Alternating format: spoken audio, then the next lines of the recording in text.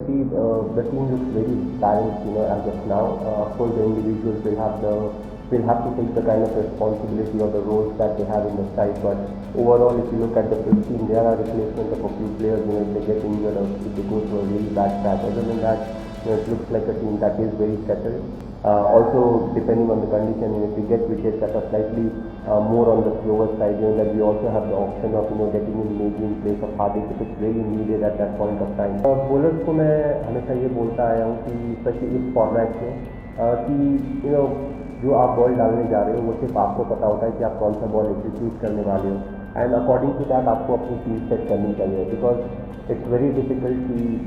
हर ball पे ये बोलना मुश्किल होता है कि मैं ये डालूंगा ये फील्डर ऊपर लो तो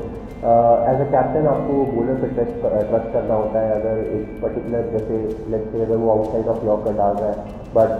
एक बॉल के लिए वो चाहता है कि उसका थर्ड मैन ऊपर आ जाए और स्क्वायर पीछे चल जाए which means he is looking for a variation तो उस समय आपको ट्रस्ट करना होता है बॉलर के ऊपर।